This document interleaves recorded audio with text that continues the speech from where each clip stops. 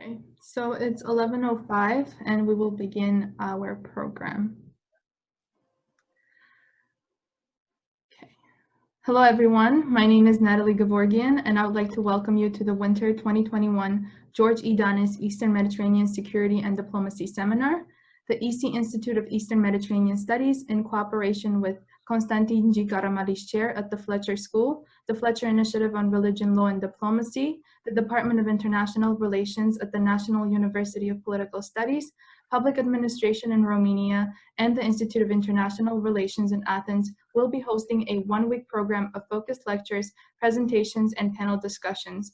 The one-week program will bring experts from different regions in 3 sets of presentations and panel discussions aimed at assessing a changing America and a dynamic Eastern Mediterranean.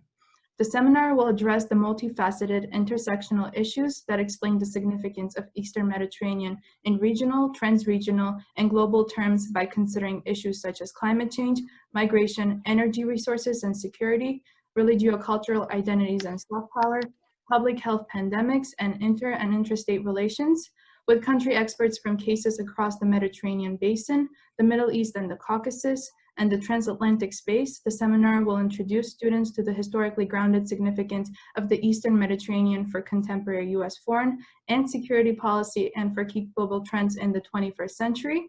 Our presenters this week come from the different countries of the region, as well as backgrounds. We have a mixture of policymakers, diplomats, and academics.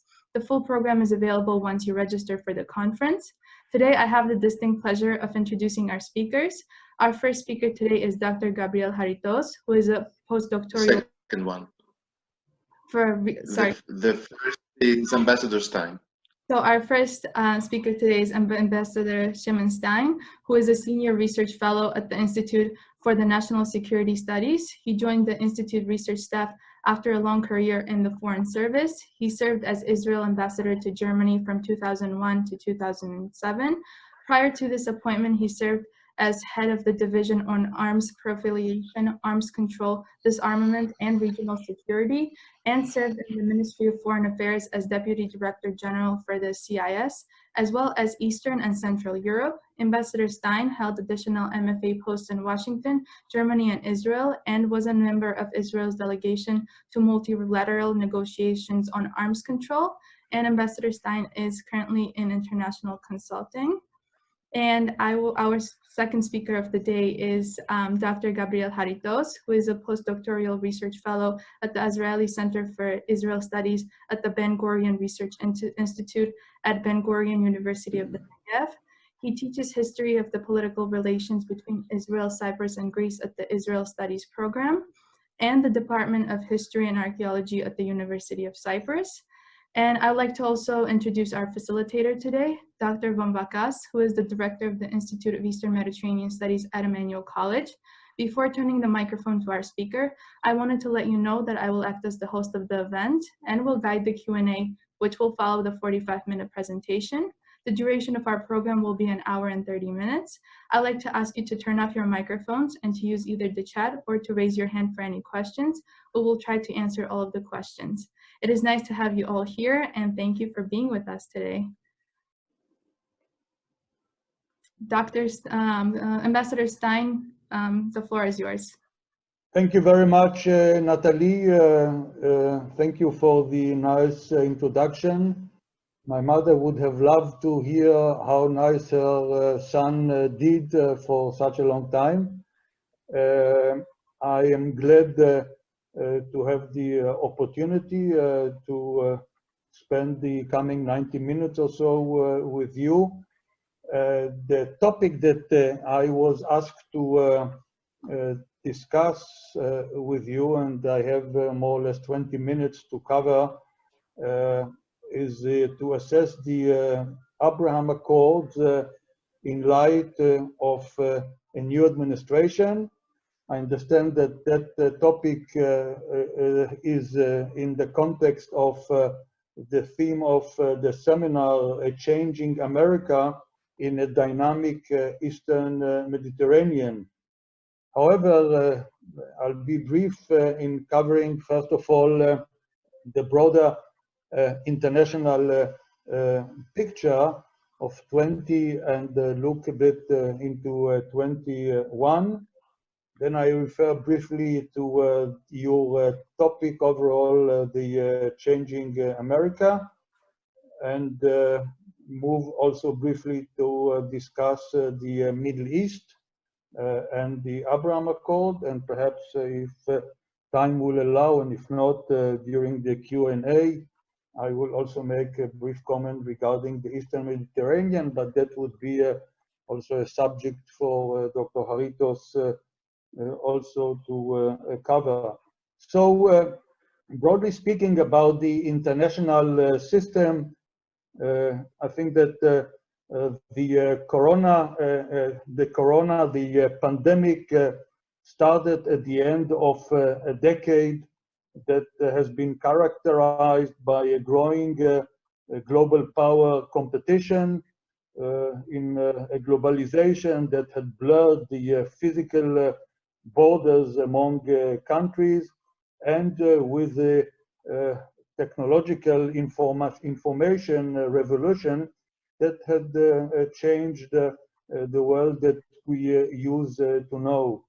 The pandemic has exposed current trends, but also created new ones, and had kind of compelled all the international players to kind of organize themselves with respect to the ramification, which has broadly created some havoc worldwide.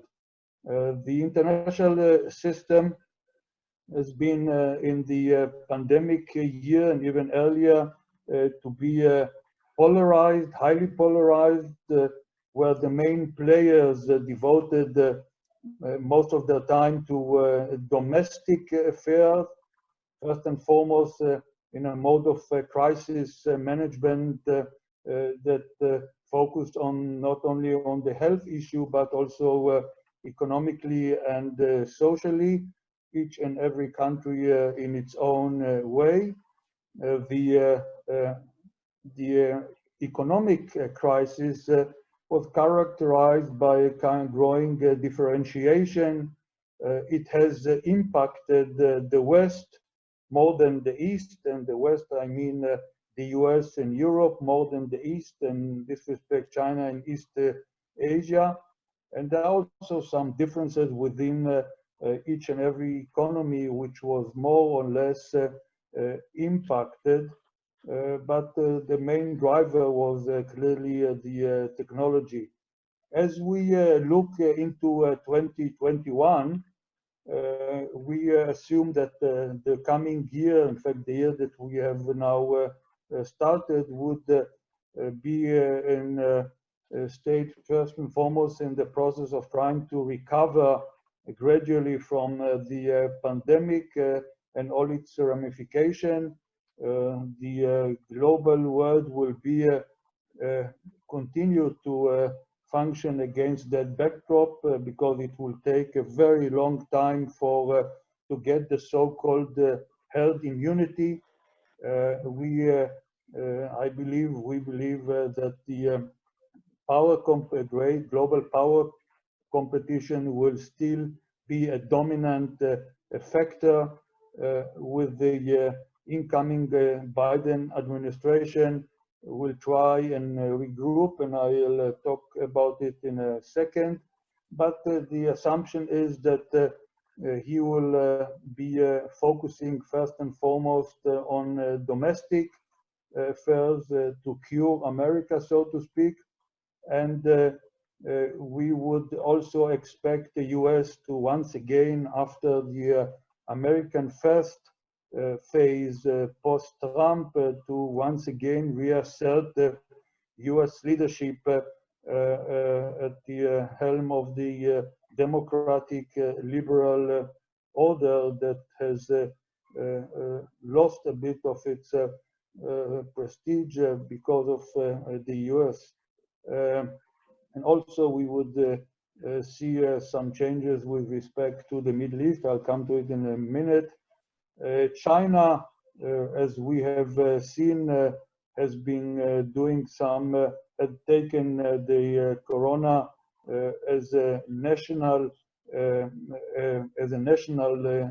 challenge, and has been able to cope with it in its own way, and the system clearly helped China to combat the epidemic, and we also already see the economic recovery with quite enviable growth rates compared with the US and Europe, and also that will help China once continue its positioning as a global power. Russia will continue to cope with internal problems, and it's also international stature, using its cyber intelligence and abilities, which you and the US have been a witness of, and might also get closer to China vis-a-vis the US. Europe is clearly find itself in a political and ideological crisis. Will try and revive the transatlantic partnership. Clearly, it seems that the Middle East will not dominate the global agenda unless there is a major war or some escalation, with the exception of the Iranian nuclear issue, which will clearly dominate the agenda of the incoming US administration as a distraction from the issues that the Biden administration would want to focus, but that is an issue which is pressing and needs a solution. We can also discuss it briefly during the Q&A. With the general tendency, as Obama has started it, the pivoting from Europe to the East trend that will continue. We will also see what we have seen at the beginning of the pandemic, the national state trying to take leadership and try and cope with the pandemic at the expense of multilateral efforts. But I mean, as part of the whole way of coping, we have witnessed kind of decrease and decline of in the Western world of some freedoms, individual freedoms and otherwise. We might see a world that is less free that we used to hear, with some growing role of state organs, more penetrating world that will be less prosperous as we have known it before.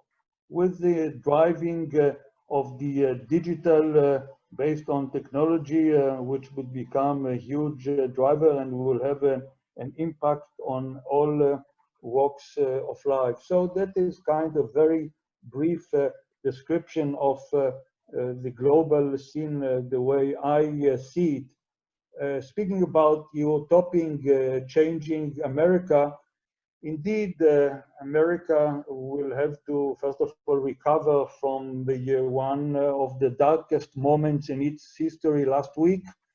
That will take a huge effort, which will not end with the Biden 4-year terms. That is a generational challenge, and all of those who care about the US as a leading democracy will hope that the US society will find its sources and try and begin to overcome the huge polarization and the dysfunctionality that we have seen in the last 4 years.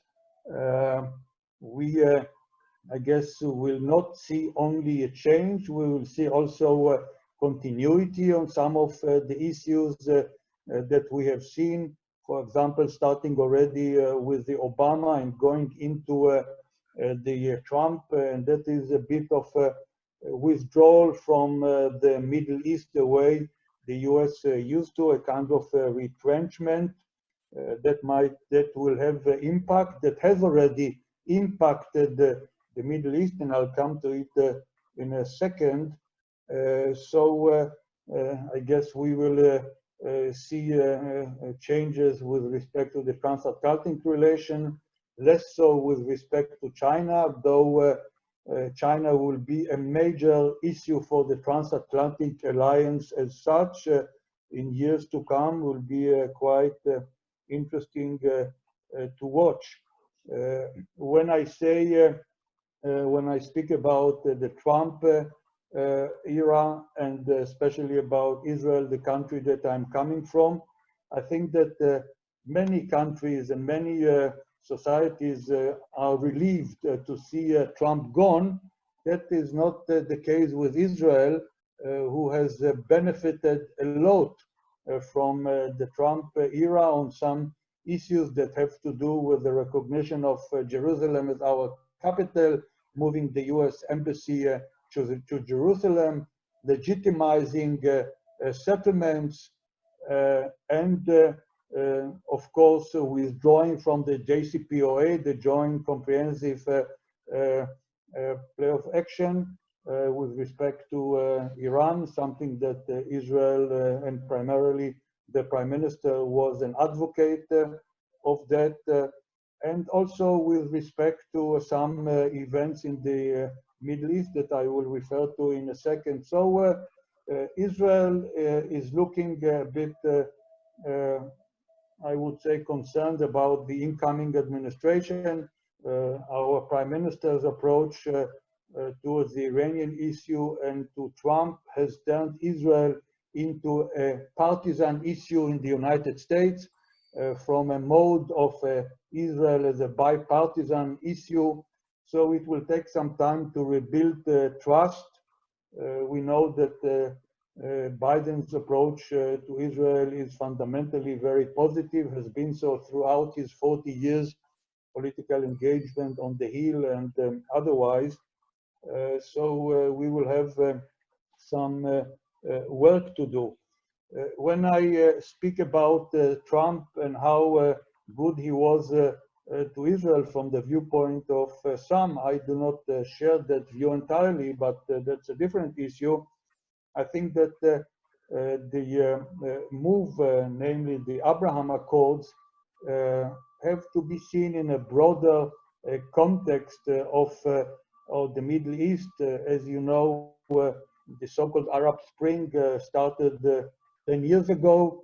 The Arab world has not recovered yet, and will take a very long time to simply move on the way to modernization, reforms, all things that have been lagging behind in the Middle East. There are countries that are still in the midst of civil wars, dysfunctionality, economic backwardness, lack of technological improvement. So the Arab world is in a much worse situation than it was ever before. Powers outside the region are trying to dominate the region, and that is first and foremost Iran and Turkey. There are also extra-regional, of course, that takes an interest, being the US in a withdrawal mood, Russia, who is going into vacuums that it can recognize, and it has been quite successful, and China, that is primarily at this stage interested more in economic rather than in taking political responsibility in the region. So against that context, there has been some changes. Arab countries, there is no longer the Arab solidarity, the Arab unanimity. Each country looks after its own interests, with also some big camps, the so-called Sunni moderates, the jihadists, the Shiites.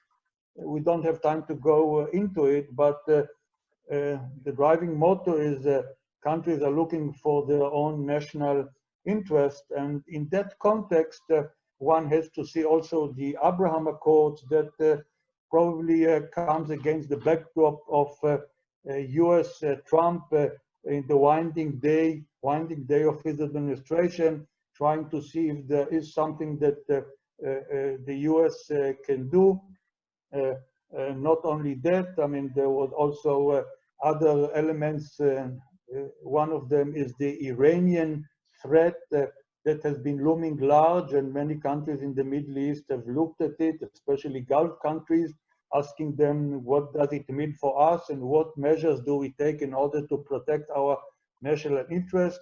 With the Emiratis, of course, an issue that was highlighted in the news was an arms deal, and especially the aircraft F-35 that were of great interest. So I would say, without going now into details, Mr. Haritos probably might refer to it, it's a combination that has brought the Emirates to start the overt process of normalization, because relationship between Israel and some Gulf states have been going for many years, but they have now become openly, and that is in itself quite an important aspect, especially for Israel in the context of its Palestinian-Israeli, Arab-Israeli conflict, where for decades a precondition for normalizing the relation between Israel and its Arab neighbors was progress on the Palestinian issue, preferably moving towards a political solution in the form of two states for two people.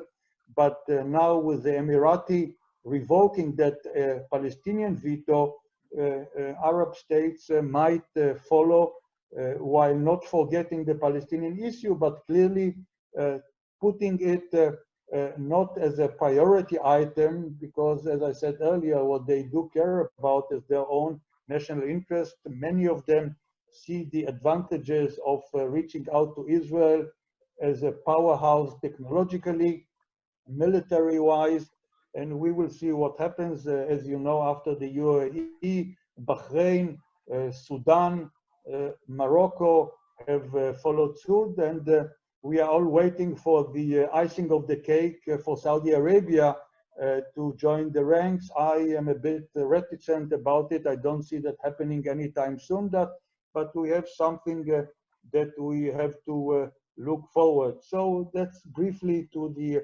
Abraham Accord from Israeli point of view, a recognition that we are an integral part of the region. Moving quickly and finally to the Eastern Mediterranean. After all, it is a sub-region in a much broader issue, but it is a highly complex issue, quite interesting for students of international relations to study.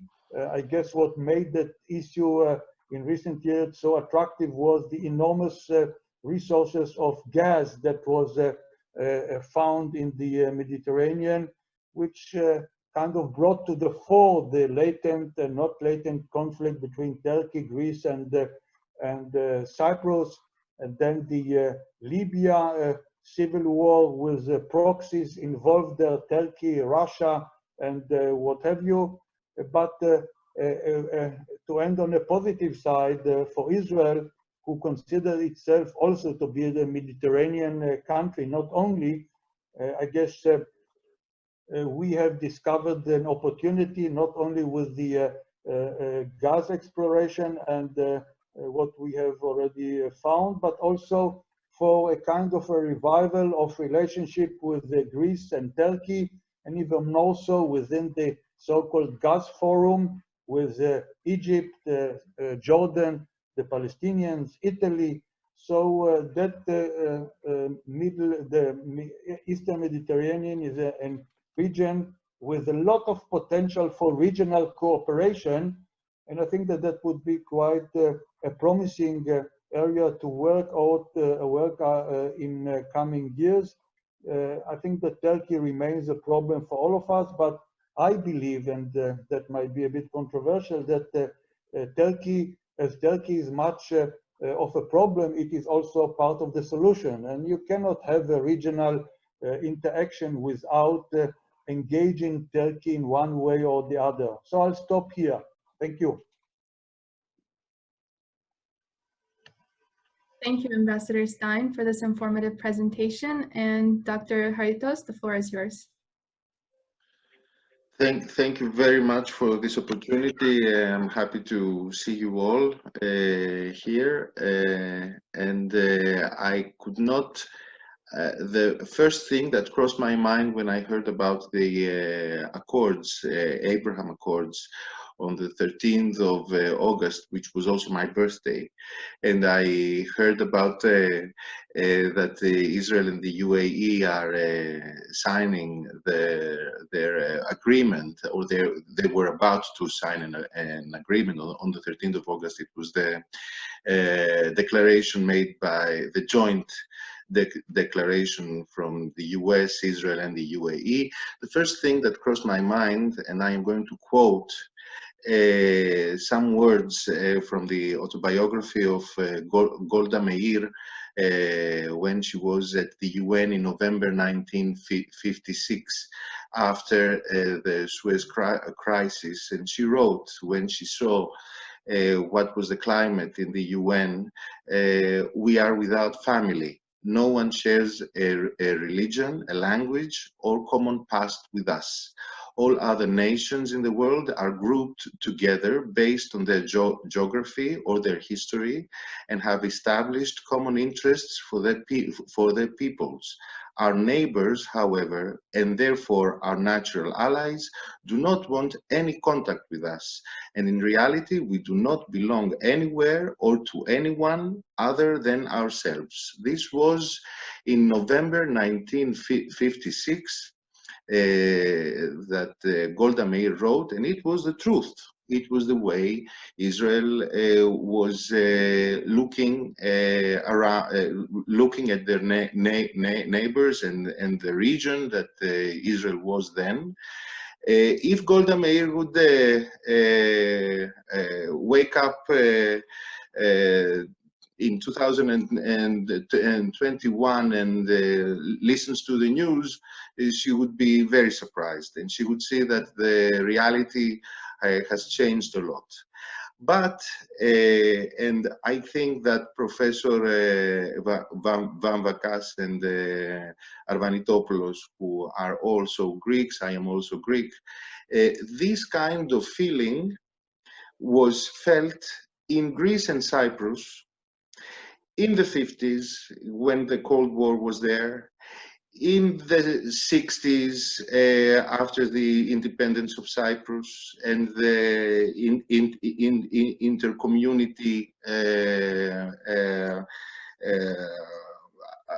between the riots between Greeks and Turks in Cyprus, when Turkey invaded in 1974, and Greece and the Greek diplomacy was watching around, reaching for friends and not seeing them anywhere, and also the way that Greeks felt during the economic crisis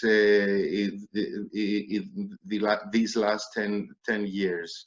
So once we see now the reality in the region, and after the revelation of the gas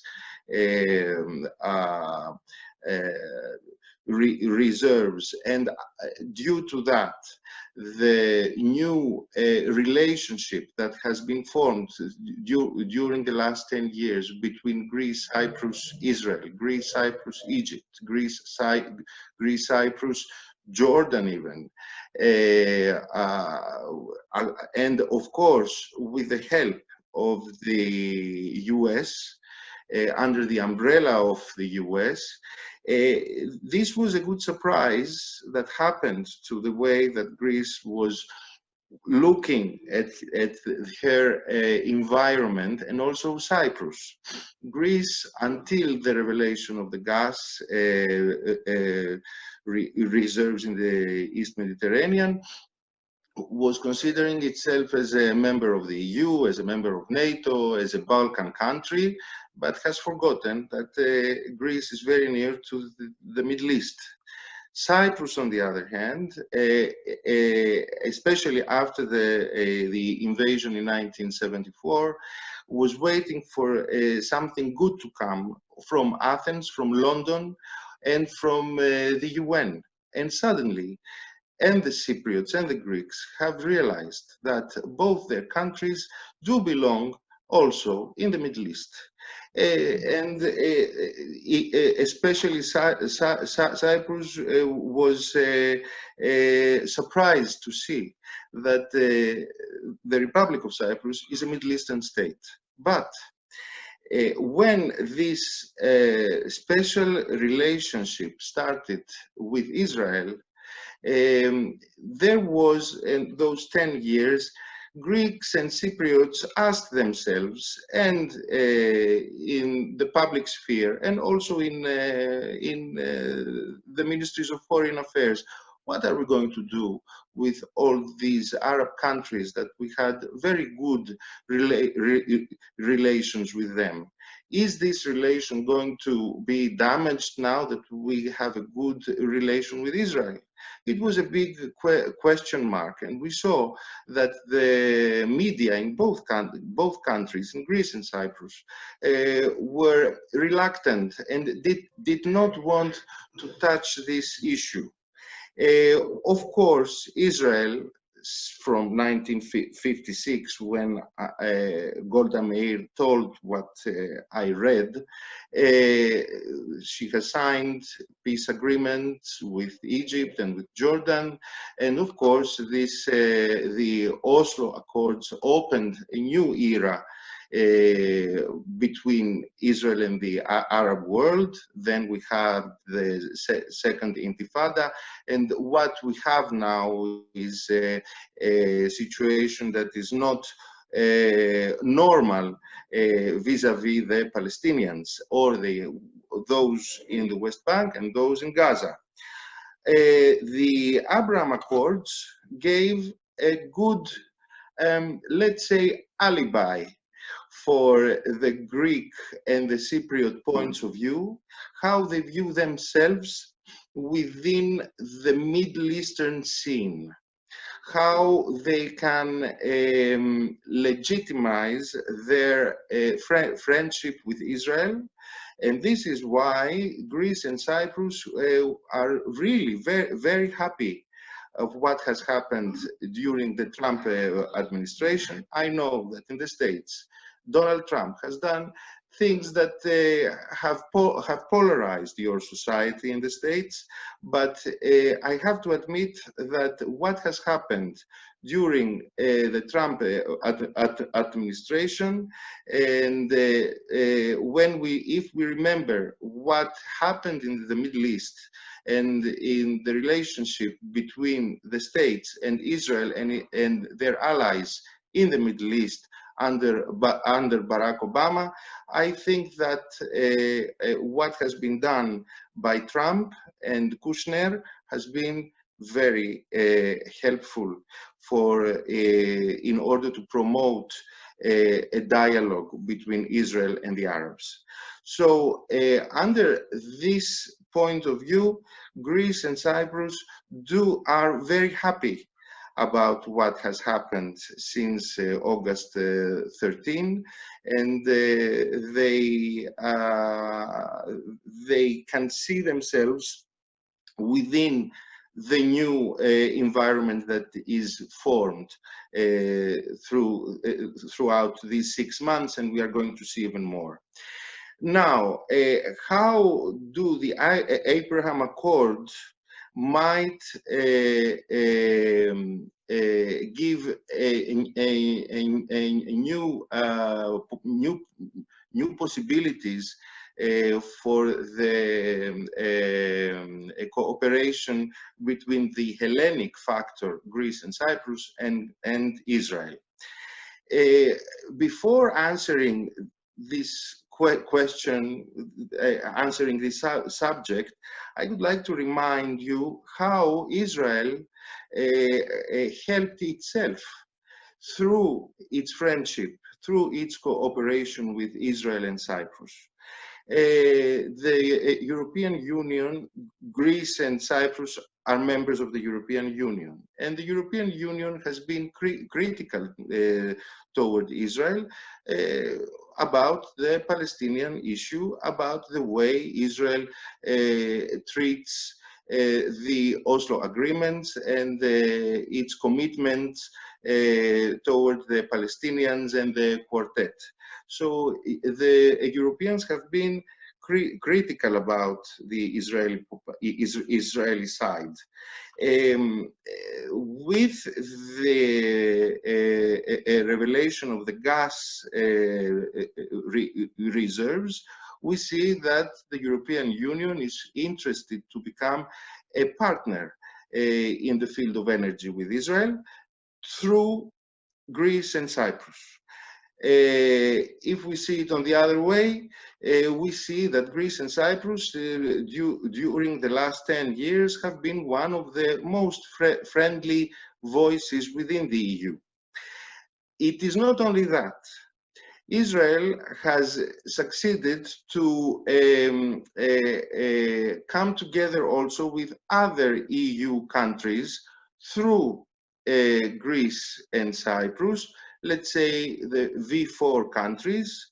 We saw also that Prime Minister Netanyahu was invited in a summit about energy in the Balkans 2 years ago, when the Syriza government in Greece was in power.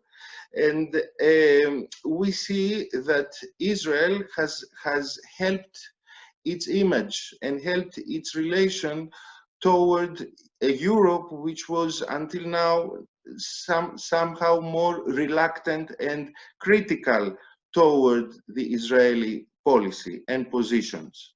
What now is Greece and Cyprus could do, following this example that Israel has done during the 10 years, is to find a way in order to promote the Hellenic factor and the Hellenic interests, Hellenic, I mean Greek and Cypriot, with third countries that are connected with Israel now, about which in Greece and in Cyprus we heard little about until lately. Who could have imagined that these two, that the UAE would sign a military agreement with Greece? Who would imagine to see UAE aircrafts in Crete doing common exercises with the Greek Air Force, or with the National Guard of Cyprus? It could not have been a reality without the Abraham Accords. On the other, that's the good point of what has happened after the Abraham Accords. A bad paradigm is what Greece hasn't done in order to exploit and promote itself in a region that Greece has abandoned for many decades. That's Africa, sub-Saharan Africa. We saw that in December 2018, Israel and Chad, the president of Chad has visited here in Jerusalem the Israeli Prime Minister, and we see that Greece and Chad have somehow opened their channels of communication. I have to remind you the map. Chad, the northern borders of Chad are with Libya, and Libya now has a civil war. There is a past between Greece and Libya during the 80s that we should not forget. Greece was in a position to fear that the regime of Muammar Gaddafi would recognize the illegal entity that Turkey has established in the occupied parts of Cyprus. Why? Because in 1974, when Turkey invaded Cyprus, the regime of Muammar Gaddafi was the only country that congratulated Turkey for its invasion. Why? Because Libya wanted to legitimize its invasion to northern Chad in order to protect the uranium fields, but also the Muslim and Arab minority in Chad. This should, what has happened in 2018 when Israel started to talk again with Chad, Greece should think that through Israel, it was the right time for Greece to get interested in what is going in sub-Saharan Africa, Chad, and what was going on in Libya, in order to see and foresee what was going to happen between Libya, the legal and recognized government of Libya, with Turkey. I remind you the agreement signed by the government of Libya with Turkey on the EEZ, which tried and wants to annulate all the agreements on EEZ and maritime zones between Israel, Cyprus, Egypt, and Greece and Egypt for a certain part of the EEZ that Greece wants to declare. In case that was a lesson for Greek diplomacy, Greece has lost an opportunity to promote its interests through the regional ties that Greece, Cyprus, and Israel have, in order to foresee and prevent such actions made by regional players who do not like to see the new division of the eastern part of the Mediterranean. Did Greece learn something from this thing? I think yes. We have to remember a small detail in the news. The Greek Minister of Foreign Affairs has announced that a month or month and a half ago, that Greece is going to open an embassy in Senegal. Why Senegal? Senegal, I have to remind you that in the illegal entity of the northern part of Cyprus, many students of with West African citizenship are there and have a big percentage of the population, the occupied lands of Cyprus, are of West African origin. Because Turkey sees itself isolated in the new situation that is going to be built in the eastern part of the Mediterranean, promotes the idea of legalizing its illegal entity in the northern part of Cyprus by encouraging third countries that have no relation whatsoever or interest whatsoever what's going on in Cyprus to recognize this entity. And Turkey is present in the western part of Africa as well as the eastern part of Africa. Greece, by its decision late decision, has decided to start to create a presence in Africa, and it was about time to come this time.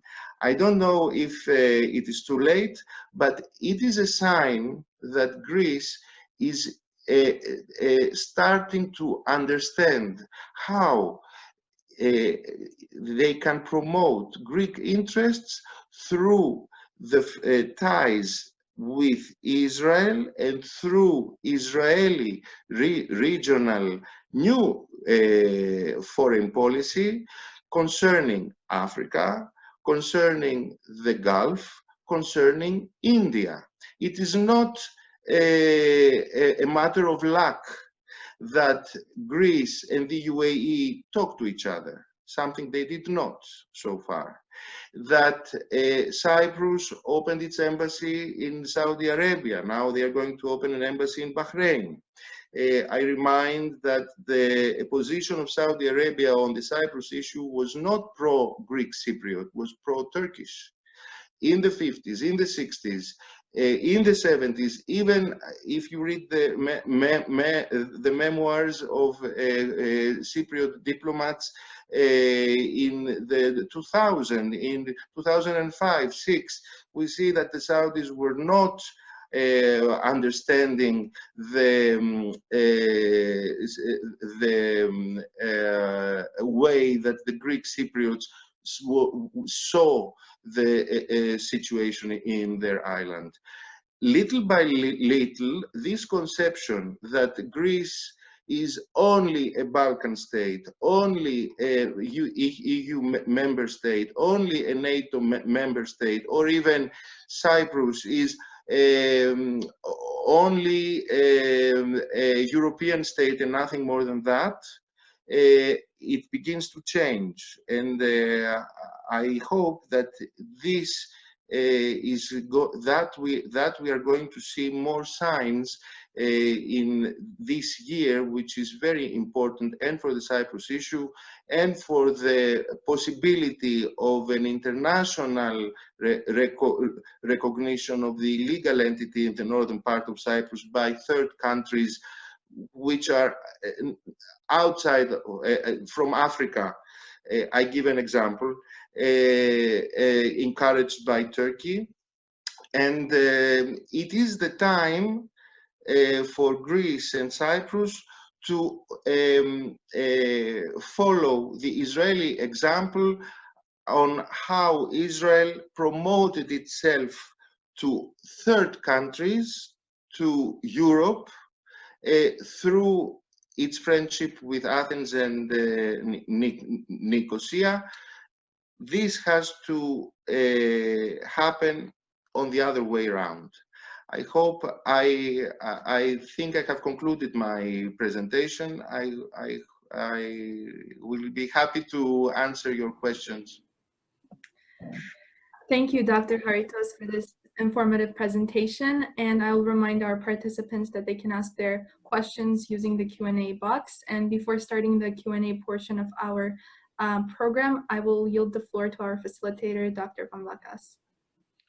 Yes, thank you very much. Wow, this is a great presentations, and I really appreciate the scope both Ambassador Stein and Dr. Haritos provided for us in bringing us to focus on the Abraham Accords and what it has meant and for the region. And I there's a lot to be said, but I see there are some questions. I just so I'm going to make my comments fairly brief, and say that from a changing America to the dynamic Eastern Mediterranean, the Abraham Accords seems to be like the focus of it, because if there's one policy that really this Trump administration has really put in the forefront, has been their ability to have transactional kind of foreign policy in a way of getting things done.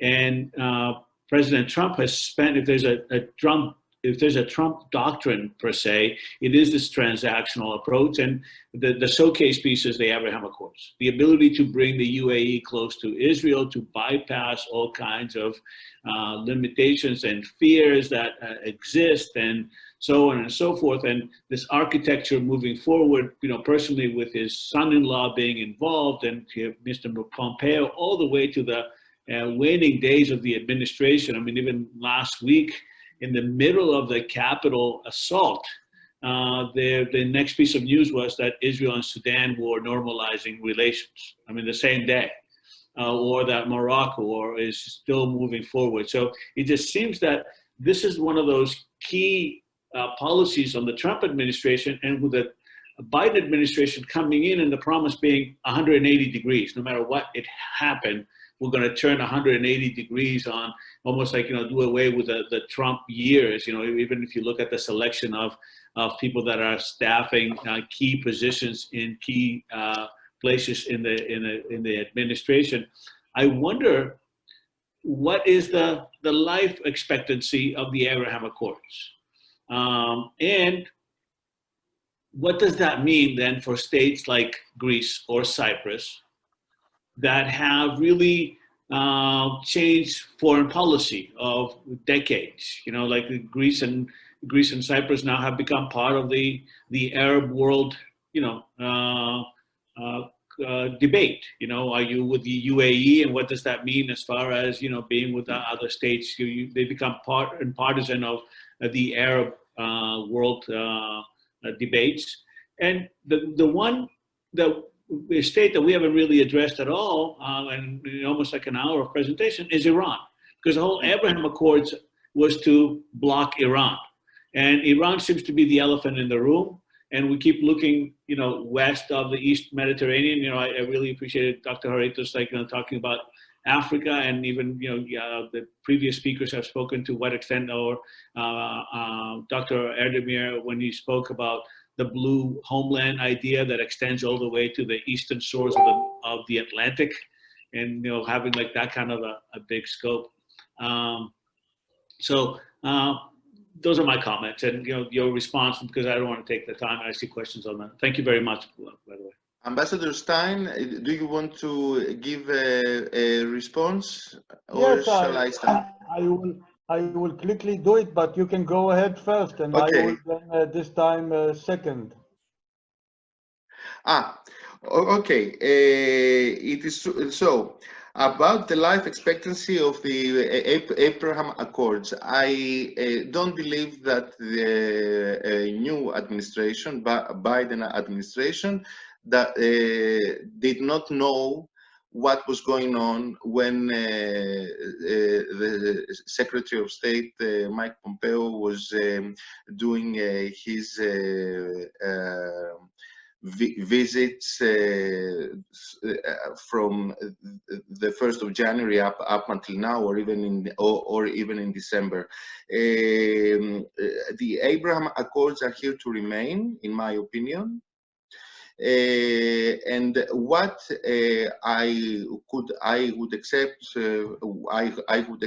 from the Biden administration is to endorse some kind of steps toward the Palestinians by encouraging UAE, the Saudis, the Bahrainis, the Moroccans to bring the Palestinians in a position that they can feel that they can be heard, because Trump administration, while they were planning the Trump plan, peace plan, the vision of peace, and despite the fact that the goal of that plan was to resolve the Palestinian issue, they did not talk with the Palestinians themselves. So it was a common secret that this plan, despite the fact that they said that it was about the Palestinian issue. It was about the normalization and the visibility of the normalization of the relations between Israel and the Saudi factor. This was the goal of the vision of peace of Trump. Now, we see that the US are continuing with the Abraham Accords. Biden knows about that, his administration, and when he takes office, then we will see the White House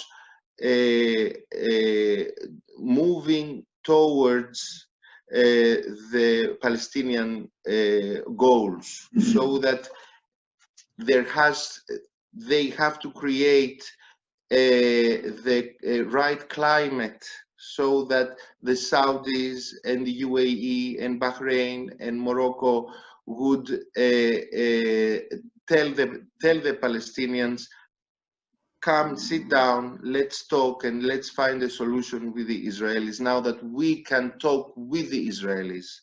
And if you do not talk with them, then we can do that for you. This is my estimate of what we can expect when Biden comes into power. About Iran, it's another issue. About Iran, we have a certain point of view that we know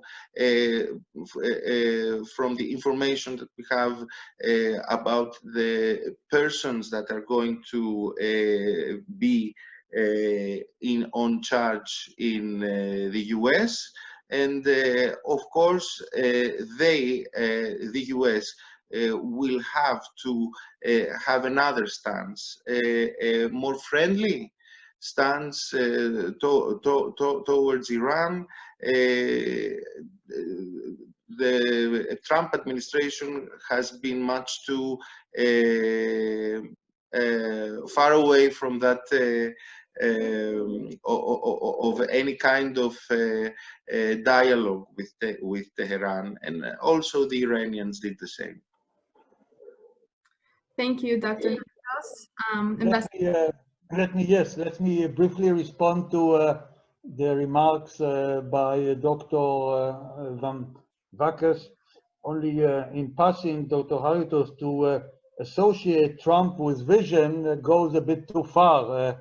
I don't know that we can speak about his vision, and if at all, something that it is the name he gave to the plan. Yes, I mean, I have some overall difficulties, and anyway, I think that the remark that you have made, Dr. Van Vakkers, with respect to transactional as opposed to transformational is a valid one, and I would certainly hope that the accords that have been signed, and I made in passing reference to it in trying to ask ourselves, why did it happen at this juncture, not earlier and not in the future? And it is certainly the accords and the process of normalization has to do also with US domestic politics, with the winding days of Trump, certainly, and therefore to try and disconnect it from the ultimate decision taken by the UAE, I think will be a wrong way of looking at it. Whether that transactional one will lead to a process of normalization with additional states joining, whether that will change the balance of power in the region, has to be seen. Clearly, the UAE will have some problems with the incoming Biden administration.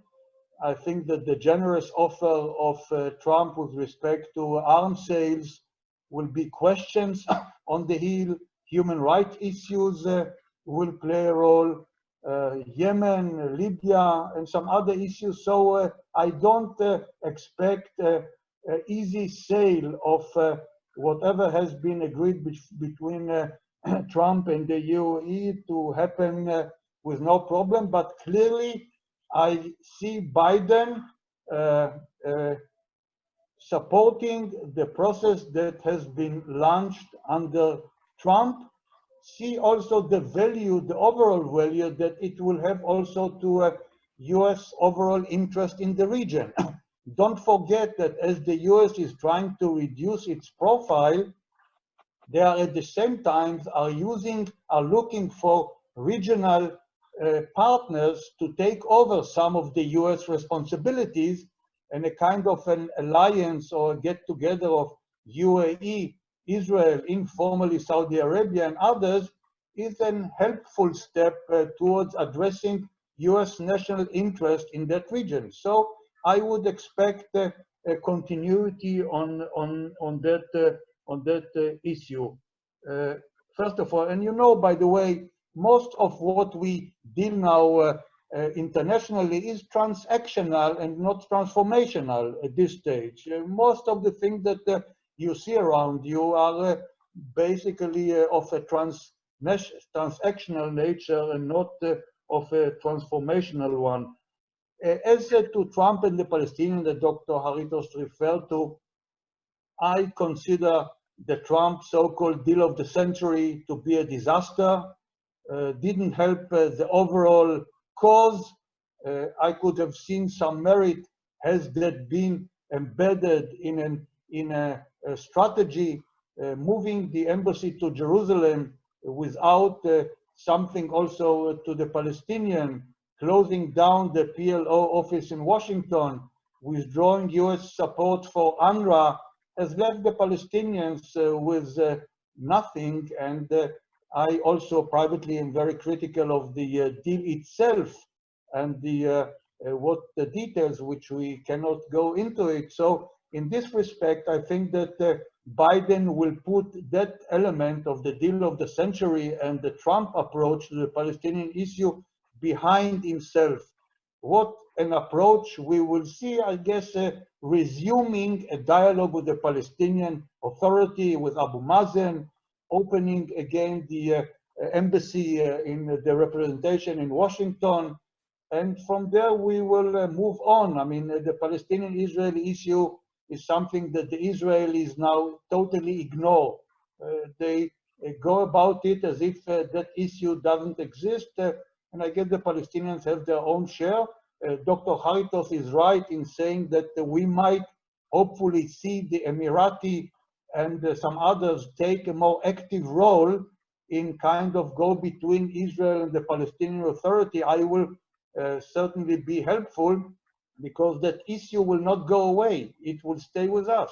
And we have to find a way to address it sooner rather than later. And finally, to the elephant in the room, I said early on that the Biden administration is compelled to deal with the issue. It doesn't want to deal because it was not for the Biden issue currently something that he would have loved to go into it, but there is an urgent issue after the Trump decision to withdraw from the Joint Comprehensive Plan of Action in July of 18 and the Iranian move, which are a clear violation of the deal that has been struck. Biden has already stated clearly that the US will get back to that deal, providing that Iran will fulfill its full commitments. And I think that the Prime Minister's attitude, Netanyahu, is a wrong one, and I do not go along with him because that will again create a confrontation with the Biden administration at the outset, and that is not something that might help us overall reach what the US, Israel, the European Union, Greece, Cyprus, whatever. We do not want to see Iran acquiring nuclear weapons, and that is the ultimate goal. And I guess going in a way with diplomacy, with then the threat of economic and military sanctions should stay as an option at the background. That would be quite difficult, but clearly that would be a departure from the Trump administration policy towards Iran. Thank you. Thank you, Ambassador Stein and Dr. Haritos, for your responses. I see that we do have questions in the Q&A box, and I will read the first question. The first question is from Nicolas Bagritis, and he says, I'd like to thank both speakers for their insightful input. I have two questions. The first one is about the relations between Iran and Israel. Do you think that the two countries can make even baby steps towards normalizing their relations in the near future? And the second question is about Trump and Kushner's peace plan. I would just want to tell us a little more about what you think are the positive and negative aspects of the content of the plan. I'll go on the Iranian issue. I wish that to be the case. Let me make a quick historic digression. Dr. Haritos mentioned in the outset of his remarks, was quoting from our late Prime Minister, the First Lady Golda Meir, and her remarks. It was Israel was, but now less, but was surrounded by Arab countries, hostile, unwilling to recognize the state of Israel, and Israel was looking at the map and asking, where can I find partners? And that led our legendary first Prime Minister, David Ben-Gurion, at the outset to devise what he called the periphery strategy, reaching out to states in the region with which we thought we have a common denominator, and that was the hostility towards the Arab states. And the three countries that he saw as potential partners were Iran, Turkey, and Ethiopia on the African side. And as a matter of fact, Israel had in the years beginning relation with Iran. There was also an affluent Jewish community there. Informally, we had a relationship with the Shah in many walks of relationship, economic, military, defense, and whatever. And come the 79, the Khomeini revolution and Khomeini getting into power, Israel has become the declared enemy number 2. The big Satan is the US, and the small Satan is Israel. And it's unfortunate because Iran, compared with Arab countries, is a civilization, has a huge potential. We might have a lot in common, but as long as the mullahs and the ayatollahs with their ideology, it's almost impossible to see any rapprochement between us and Iran any time soon. On the contrary, because we are a declared enemy, the Israelis are afraid that part of the Iranian nuclear program is ultimately aimed at Israel. And Iran, with its policy nowadays, has made Syria into a potential strategic stronghold, trying to have a border with Israel in Syria, and beyond that is helping one of our most difficult enemies, proxy Hezbollah in Lebanon. So altogether, we are now in a kind of a state of war for all practical purposes. And with that agreement, nuclear, I hope that the US and the European will have at least to de-escalate as a first stage. But I mean, from normalization with Iran, we are years apart. I agree 120% of what Ambassador Stein said about this question. Can I continue about the Trump plan? I have the feeling, I have the feeling that you see that it's nothing good with this plan. So it is true. The good thing that happened with the Trump plan is that it has been the enzyme, the reason into brackets, to legalize and legitimize the contacts that have been between Israel and the Gulf states for decades, and Israel and Morocco for decades. And if there had not been this plan, then the Abraham Accords would have no reason, no enzyme to come and to become a reality. This is the good result of the Trump peace plan. The bad result of the Trump peace plan is that, yes, those unilateral decisions that the Trump administration made, such as recognizing Israeli presence in the Golan Heights, moving the embassy in Jerusalem, and declaring that the whole part, all of Jerusalem is the capital of Israel, it is something that I feel that the US will be very difficult to change in the future. These are the bad things that the Trump administration has done before and after the peace plan, the vision that it is called as a vision by Trump, so that we can agree. On the other hand, if we see in a the theoretic background of what Donald Trump has decided to implement in the Middle East, I have the feeling that in the White House they have thought the decolonization of the Middle East did not bring peace. The formation of independent states did not bring peace. The mandate, the British mandate or the French mandate did not bring peace. Wars did not end up to peace. The Oslo agreements, not even them. What will bring peace in the Middle East? Investments, economy, economic interests. This is what the vision is all about.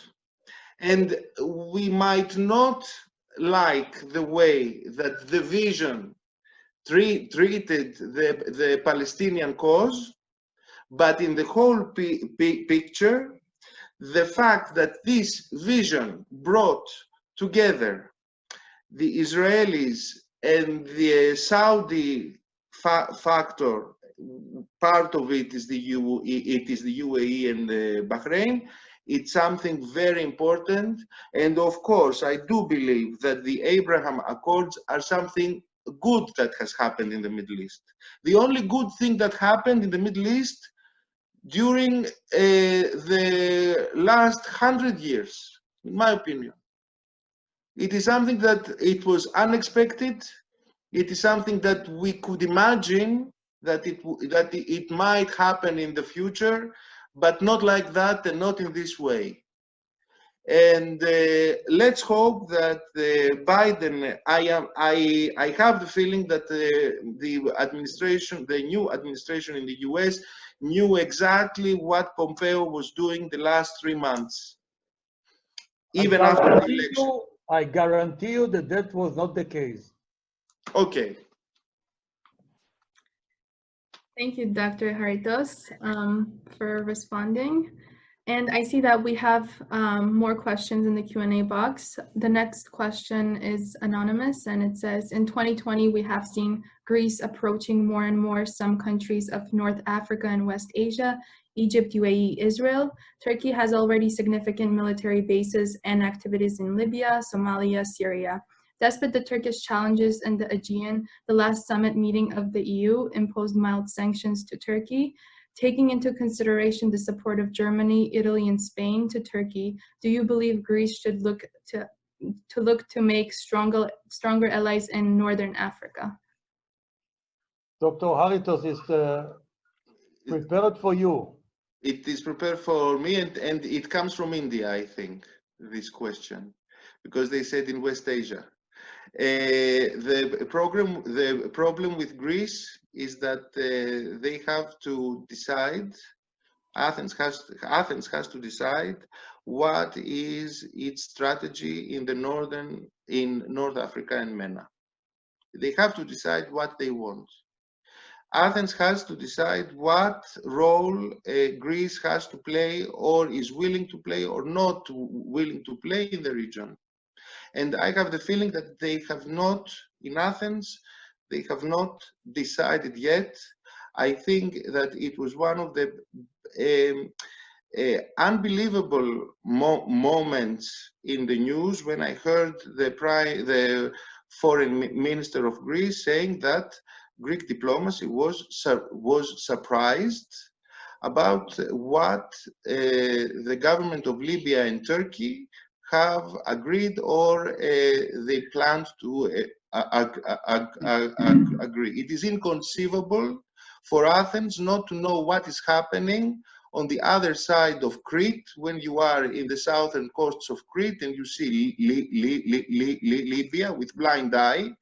And in Athens, they are surprised what Libya is planning to do with Turkey.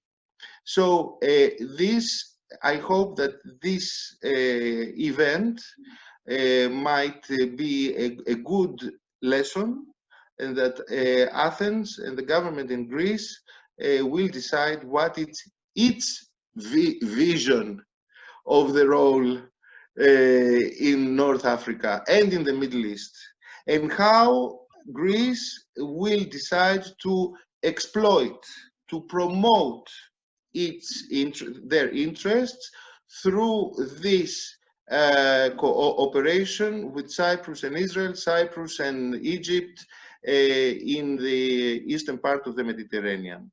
If they are not willing to decide what they want, they will not succeed. They have to decide what they want. Let me just make a quick correction as part of the question. The European Union has decided not to impose sanctions at this stage, but to defer it to their meeting in March. Yes. I don't want to go into, because Turkey is a huge issue in and of itself. For the Eastern Mediterranean, Dr. Vamvakas, that's the elephant in the room. But recently, I must say, Erdogan is sensing that there is something new coming his way. And he has, first of all, made some positive remarks towards Israel. Turkey has already appointed an ambassador who will at one point present his credentials in Israel. Turkey has made some very positive noises and overture towards the European Union, clearly, that he is willing now to kind of enter kind of a new relationship.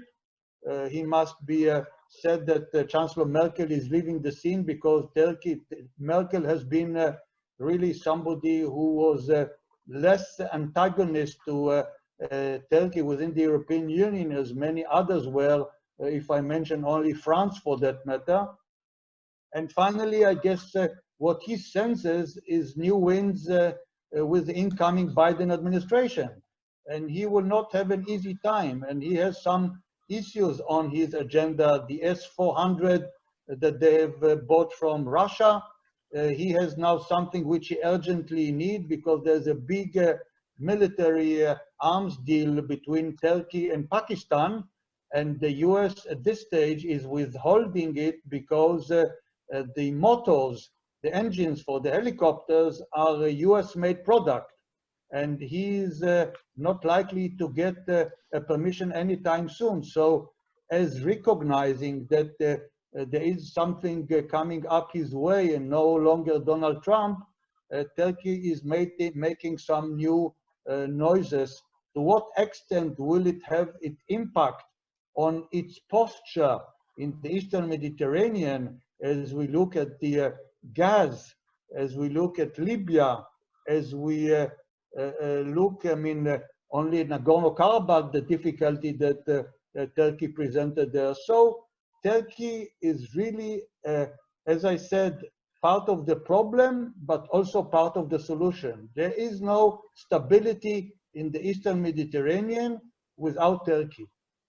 And that is something that we have to, as difficult as it is now for Israel, Greece, and Cyprus, self-evident, but I mean, the European Union will have to play a role. I hope that the US will try and go between with somebody appointed by the administration. To what extent the US will have now time to focus on that sub-region, I also don't know. But I guess the 2021 would be a very promising year in terms of what we might expect or not expect that will happen. The only thing that I would like to add, yes, there is information in the news and in the reports about the intention of Turkey to appoint again an ambassador in Tel Aviv. I have seen also a certain name with a certain title, non-diplomat. He is a researcher, but if you see the Gazette, the official Gazette of Turkey, this appointment hasn't been yet. He's slated to become what I said. It is said that he is going to become. Yes, I have checked the Gazette. There is no appointment. But don't forget that in the news we could also read about a visit by the chief intelligence of. Oh yes, and of course this we could not have seen in the Gazette. Okay. Yeah. Anyway, okay. Thank you. Oh, Natalie, what's in it? Thank you, Ambassador Stein and Dr. Haritos, for your responses. And I see that we have one last question before we finish. We kind of addressed it, but I'd like to read it. Good afternoon. Will the signing of the accords increase and diversificate the investment strategies in the Middle East and North Africa, MENA region under the new U.S. administration guidance? Dr. Haritos, why don't you respond? I believe that the financial factor, it is something that is going to be, that it was important for the Trump administration, and I think that the same will happen with the Biden administration. I don't see any change. I mean, the Abraham Accords have also an economic context, and this context is going to be the same also with the new administration. I don't see any reason not to be.